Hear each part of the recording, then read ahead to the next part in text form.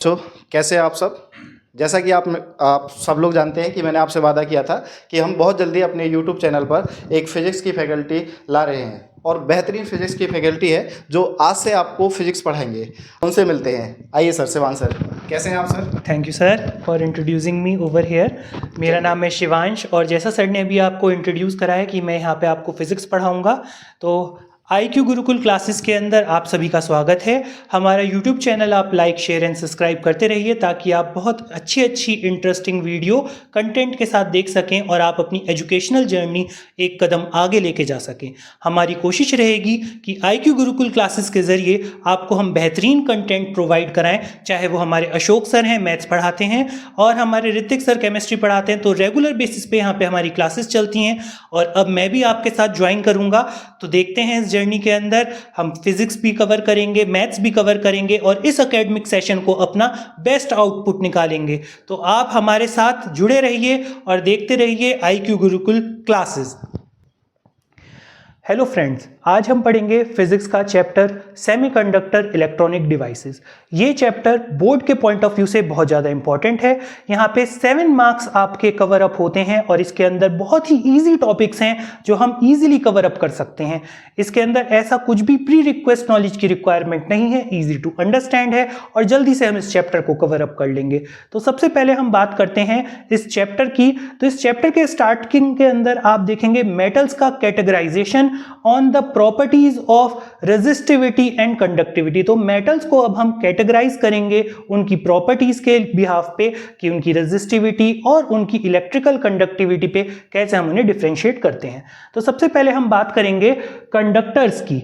तो आप जैसा जानते हैं कि कंडक्टर्स वो एलिमेंट होते हैं जो इलेक्ट्रिसिटी को अपने थ्रू पास करवा देते हैं, वो हमारे कंडक्टर्स होते हैं। और ऐसे मेटल्स क्यों कह रहा हूं मैं, क्योंकि मेटल्स के आउटर मोस्ट में फ्री इलेक्ट्रॉन्स होते हैं। ये फ्री इलेक्ट्रॉन्स आपके हेल्पफुल होते हैं ताकि इलेक्ट्रिक करंट मूव कर सके।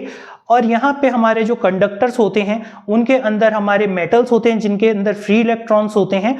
और ये कंडक्टिविटी की अगर हम बात करें तो जैसा मैंने अभी आपको बताया कि फ्री इलेक्ट्रॉन्स हैं। अब फ्री इलेक्ट्रॉन्स होंगे तो ज़्यादा से ज़्यादा क्या होगा, उसके अंदर करंट होगा। आप सबने क्लास 10th में पढ़ा ही होगा कि जो मूवमेंट ऑफ चार्जेस या मूवमेंट ऑफ इलेक्ट्रॉन्स ही क्या होता है, हमारा इलेक्ट्रिक करंट। तो कंडक्टिविटी की अगर टर्म्स में हम बात करेंगे तो कंडक्टर्स की कंडक्टिविटी क्या होगी, ज्यादा होगी। बिल्कुल, तो कंडक्टर्स वो मेटल्स या वो सब्सटेंस होते हैं जिनकी कंडक्टिविटी ज्यादा होती है। बात करेंगे रेजिस्टिविटी की, तो ये भी हमारा टॉपिक आता है क्लास 10th में। रेजिस्टिविटी हमने पढ़ा था जब हम किसी सब्सटेंस के रेजिस्टेंस के बारे में बात करते हैं। अगर हम वहां पे वायर होता है तो हम बात करते हैं रेजिस्टेंस की, लेकिन अगर एक ट्यूब है मेटल का जिसकी 2 साइड्स हैं और उसकी एक साइड A से B साइड तक जाने में जितना रेजिस्टेंस ऑफर्ड होता है उसे हम कहते हैं रेजिस्टिविटी। आप सबको पता ही होगा कि रेजिस्टिविटी की SI यूनिट होती है ओम मीटर और कंडक्टिविटी की SI यूनिट होती है सीमेंस पर मीटर। सीमेंस पर मीटर होती है हमारी कंडक्टिविटी एंड रेजिस्टिविटी होती है हमारी ओम मीटर। अब बात करते हैं हमारे कंडक्टर्स की। कंडक्टर्स जैसा मैंने आपको बताया कि ये इनमें फ्री इलेक्ट्रॉन्स होते हैं, मेटल्स होते हैं। अब मेटल्स और फ्री इलेक्ट्रॉन्स हैं तो रेजिस्टेंस बिल्कुल भी नहीं होगा, रुकावट नहीं होगा। इलेक्ट्रिक करंट इजीली मूव कर पाएगा। जब इजीली मूव कर पाएगा तो रेजिस्टिविटी डिक्रीज हो जाती है। तो अगर देखेंगे इन टर्म्स ऑफ कंडक्टिविटी तो कंडक्टर्स वो मेटल्स हैं जिनकी कंडक्टिविटी हाई होती है और रेजिस्टिविटी लो होती है। तो आई गेस आप लोगों को कंडक्टर्स बहुत अच्छे से समझ में आ गए होंगे।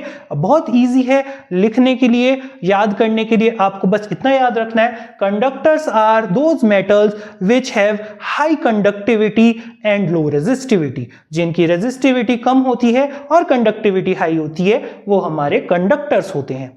Now if we talk about some examples, conductors के अगर हमारे को एग्जाम्पल देने हैं तो हम मेटल्स के एग्जाम्पल ले सकते हैं। जैसे हमारे पास आता है कॉपर Cu, आयरन की बात कर लेंगे, आयरन हमारे पास आ जाएगा, और सिल्वर की बात कर लेंगे, यहाँ पे Ag सिल्वर होता है हमारा। तो ये एग्जाम्पल्स हो गए हमारे पास यहाँ पे कंडक्टर्स के। अगर आपसे पूछा जाए कि बेस्ट कंडक्टर कौन सा होगा तो आप सभी को पता है कि silver is the best conductor. Okay, now moving towards insulators. अब इंसुलेटर्स क्या होते हैं? वो सब्सटेंसेस या वो मटेरियल्स जो इलेक्ट्रिक करंट के फ्लो को रोकते हैं। ऐसे सब्सटेंस या ऐसे मटेरियल्स जिनमें इलेक्ट्रिक करंट इजीली पास नहीं होता है, वो हमारे इंसुलेटर्स होते हैं। अब इंसुलेटर्स के अंदर ऐसा क्या होता है कि वो इलेक्ट्रिक करंट को पास नहीं करने देते?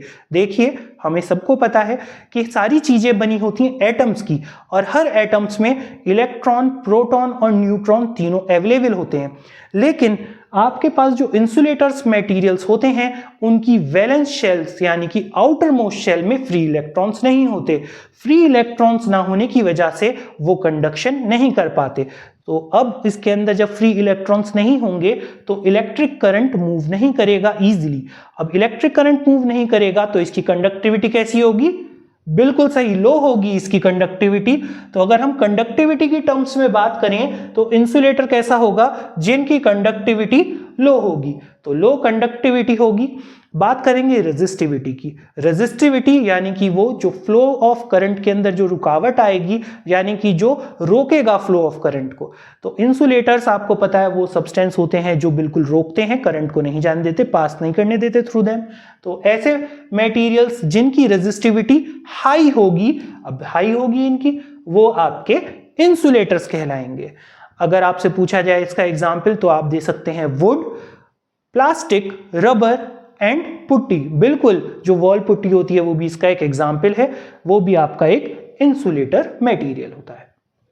बात करेंगे सेमीकंडक्टर्स की।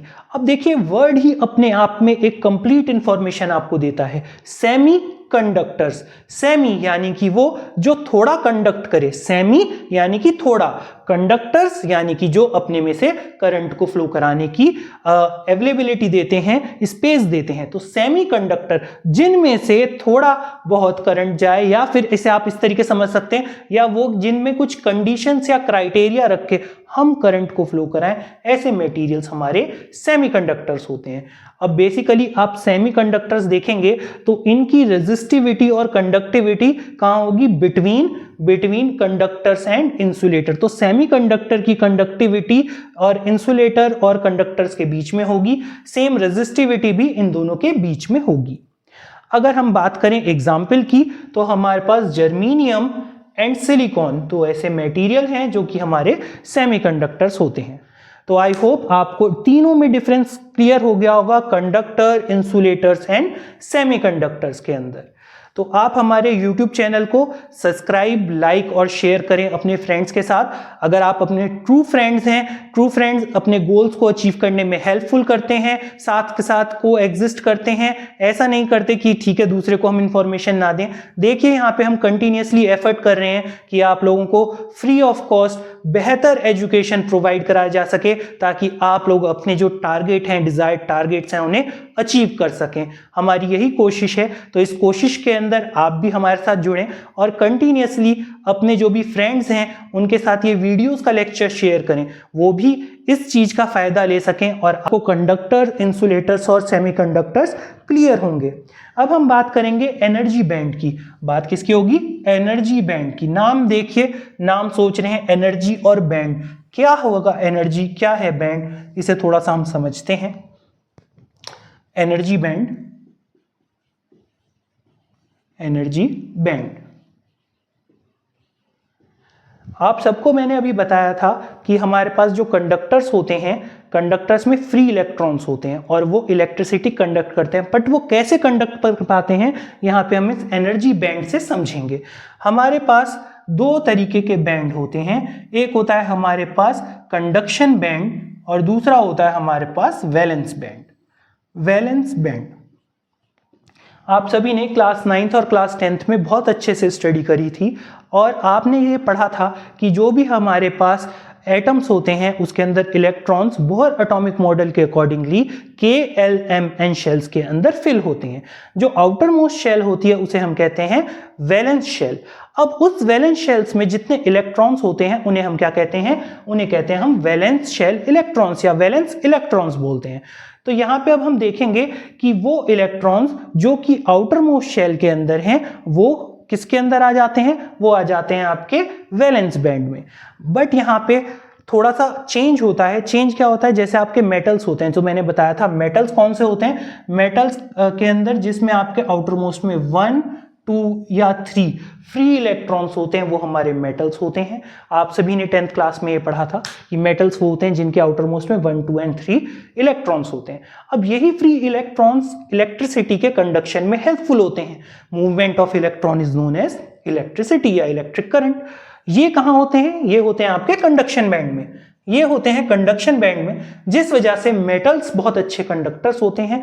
देखिए कंडक्शन बैंड ही आपका इलेक्ट्रिक करंट के अंदर हेल्पफुल होता है। जो इलेक्ट्रॉन्स आपके कंडक्शन बैंड में होंगे उन्हीं की वजह से इलेक्ट्रिक करंट फ्लो कराएगा।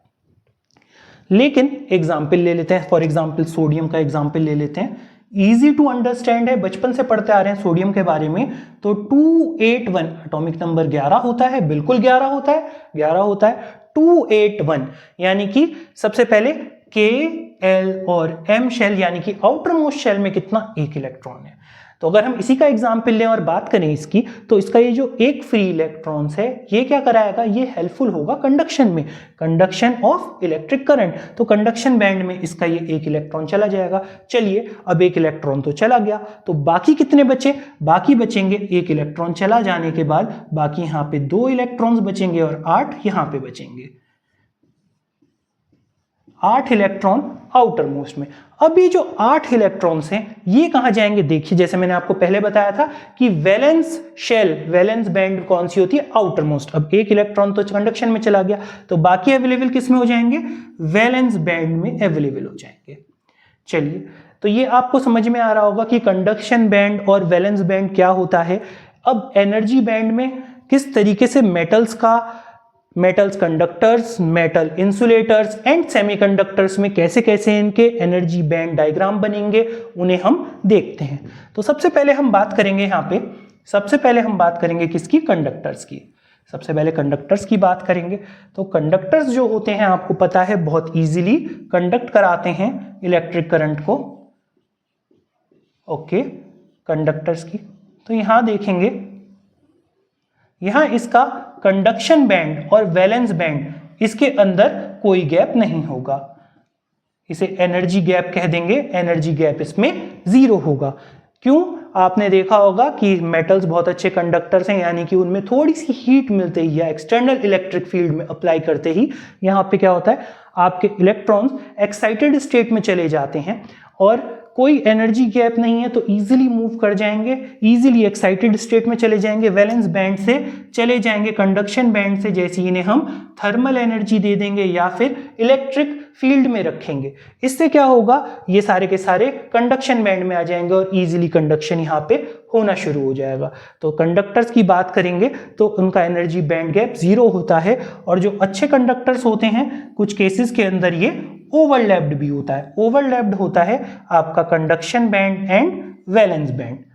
तो आप यहाँ पे समझ पा रहे होंगे कि कंडक्शन बैंड और वैलेंस बैंड ओवरलैप्ड है, यानी कि इलेक्ट्रॉन्स को कोई भी एक्स्ट्रा एनर्जी की रिक्वायरमेंट नहीं है वैलेंस शेल से कंडक्शन बैंड में जाने के लिए, और वो इलेक्ट्रिक कंडक्टर्स को क्या करेंगे, इलेक्ट्रिसिटी प्रोवाइड कराएंगे, इजीली प्रोवाइड कराएंगे। तो कंडक्टर्स का आप यहाँ पे देख सकते हैं एनर्जी बैंड गैप डायग्राम। अगर बोर्ड में पूछा जाता है तो आप ये ड्रॉ करके आएंगे इस तरीके से, और इसके अंदर आप यहाँ पे क्या बना देंगे, यहाँ पे आप इलेक्ट्रॉन्स बना देंगे। ये आपके वैलेंस बैंड में ज्यादा इलेक्ट्रॉन बनाएंगे, कंडक्शन बैंड आपका क्या होगा, पार्शियली या फिर कंप्लीटली फिल्ड होगा। पार्शियली या कंप्लीटली फिल्ड होगा आपका कंडक्शन बैंड, क्योंकि यहाँ पे आप देखेंगे वैलेंस बैंड में से इजीली इलेक्ट्रॉन चले जाते हैं। वैलेंस बैंड कभी भी एम्प्टी नहीं होगा कंडक्टर्स मेटल के केस में। चलिए ये हमारे कंडक्टर्स हो गए हैं। बात करेंगे किसकी, नेक्स्ट टाइप के। नेक्स्ट टाइप के कौन से होते हैं हमारे, इंसुलेटर्स। बिल्कुल सही, इंसुलेटर्स होते हैं, इंसुलेटर्स। चलिए इंसुलेटर्स के बारे में समझ लेते हैं। जैसे मैंने अभी आपको बताया था, इंसुलेटर्स वो सब्सटेंस होते हैं जो इलेक्ट्रिक करंट को बिल्कुल भी फ्लो नहीं कराते, वो रेजिस्टेंस प्रोवाइड कराते हैं, फ्लो नहीं कराते हैं। तो अब इसमें क्या होता है, यहाँ पे आता है आपका कंडक्शन बैंड, और इसके नीचे क्या बनेगा, वैलेंस बैंड। बिल्कुल सही, वैलेंस बैंड नीचे बनेगा कंडक्शन बैंड के। अब आप सबको पता है कि सारी चीज़ें किसकी बनी हैं, एटम्स की बनी हैं, और एटम्स में इलेक्ट्रॉन सब में होंगे।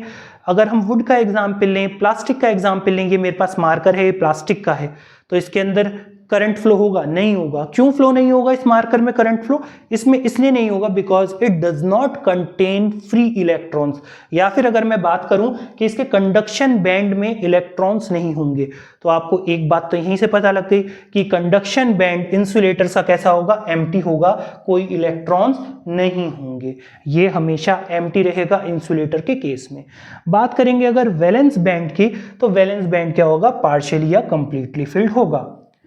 अब देखिए, पार्शियली या कंप्लीटली फिल्ड होने के बाद भी यहाँ पे अगर हम इसे एक्सटर्नल इलेक्ट्रिक फील्ड के अंदर रखेंगे या फिर अगर हम इसे हीट प्रोवाइड करेंगे, तो वो जंप करके क्यों नहीं चले जाते कंडक्शन बैंड में? बिकॉज इसका रीजन क्या है, ये जो एनर्जी गैप है ये बहुत ज्यादा है, एनर्जी गैप बहुत ज्यादा है। यहाँ पे कितना ज्यादा है, 3 इलेक्ट्रॉन वोल्ट से ज्यादा। तो ये कितना हो जाएगा, greater than 3 electron volt, 3 electron volt से ज्यादा का है। यानी कि आप कितनी भी एनर्जी से दे दें, यहां से वैलेंस बैंड से कोई भी कंडक्शन बैंड में नहीं जंप करेगा इलेक्ट्रॉन, और जब जंप नहीं करेगा तो कोई करंट फ्लो नहीं होगा। समझ में आया आपको? कोई करंट फ्लो नहीं होगा क्योंकि यहाँ पे कोई इलेक्ट्रॉन्स नहीं है। जब तक इलेक्ट्रॉन्स कंडक्शन बैंड में नहीं आएंगे तब तक आपका करंट फ्लो नहीं होगा। तो कंडीशन है, कंडीशन याद रखेंगे कि इंसुलेटर्स के अंदर एनर्जी गैप 3 इलेक्ट्रॉन वोल्ट्स का होना चाहिए, और यहाँ पे कंडक्शन बैंड में कोई भी इलेक्ट्रॉन्स नहीं होगा। वैलेंस बैंड क्या होगा इसका, पार्शियली या फिर कंप्लीटली फिल्ड होगा। चलिए, आपने बहुत अच्छे से समझा कंडक्टर्स को, आपने समझ लिया इंसुलेटर्स को।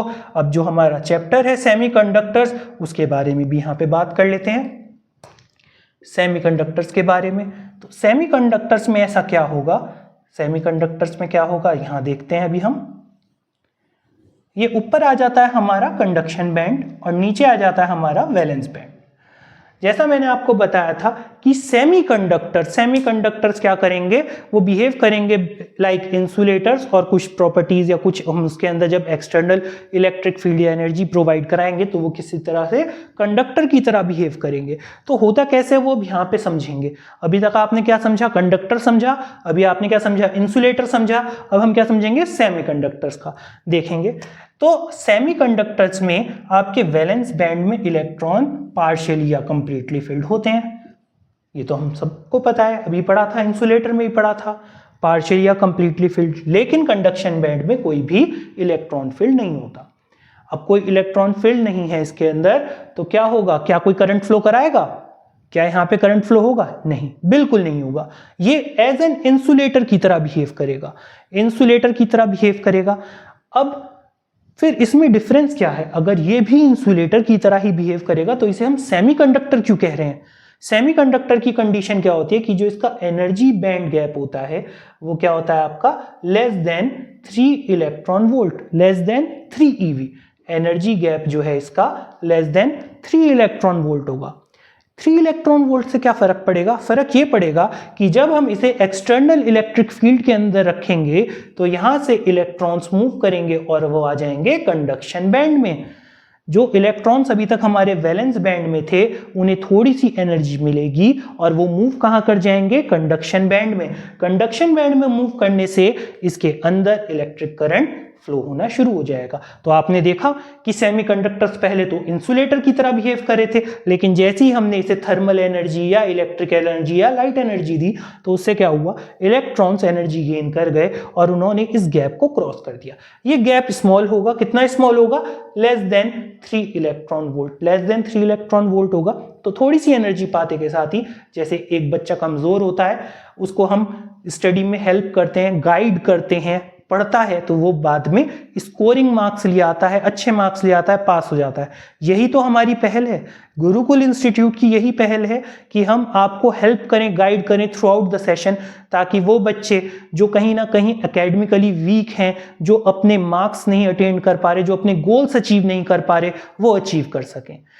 आप हमारे IQ गुरुकुल क्लासेस के साथ जुड़े रहिए, शेयर करते रहिए कंटेंट को, वीडियोस लेक्चर्स को देखते रहिए। इसके अलावा आप हमारे गुरुकुल इंस्टीट्यूट पे विजिट कर सकते हैं, गंगानगर बक्सर के पास यहाँ पे हमारा गुरुकुल इंस्टीट्यूट है। अगर आप ऑफलाइन क्लासेस या क्लासरूम कोर्स ज्वाइन करना चाहते हैं तो आप उसमें भी आ सकते हैं। हम आपको और बेहतर तरीके से वहाँ पे समझा पाएंगे। देखिए, आपको भी पता है हमारी कुछ लिमिटेशंस होती हैं वीडियो लेक्चर्स के साथ, बट जब हम क्लासरूम कोर्स में बात करते हैं तो one on one interaction better हो जाता है, बेटर कम्युनिकेशन होता है और चीज़ों को समझाने का तरीका भी बेटर होता है। चलिए बात करेंगे दोबारा से सेमीकंडक्टर्स की। तो आपने समझ लिया है यहाँ पे कि हमारे वैलेंस बैंड से कंडक्शन बैंड में इलेक्ट्रॉन्स जंप कर जाएंगे जब उन्हें एक्सटर्नल इलेक्ट्रिक फील्ड के अंदर रखा जाएगा, क्योंकि ये energy gap less than 3 electron volt है और ये किसकी तरह बिहेव करेगा, कंडक्टर्स की तरह। तो आई होप आपको तीनों चीजें समझ में आ गई बेटा। Board of point of view से ये तीनों डायग्राम्स बहुत इंपॉर्टेंट हैं, आपको पूछे जाते हैं कि आप बताइए कि कैसे इलेक्ट्रॉन्स का एनर्जी बैंड गैप डायग्राम बनता है, कंडक्टर्स का, इंसुलेटर्स का। आप इनके बीच में डिफरेंशिएशन भी क्रिएट कर सकते हैं, डिफरेंस आप डायग्राम के थ्रू बता सकते हैं, रेजिस्टिविटी की टर्म्स पे बता सकते हैं और कंडक्टिविटी की टर्म्स पे भी बता सकते हैं। तो आपके पास 3 से 4 पॉइंट्स हो गए हैं, यहाँ पे डायग्राम बना के आएंगे तो बहुत अच्छे आपको मार्क्स इजीली मिल जाएंगे।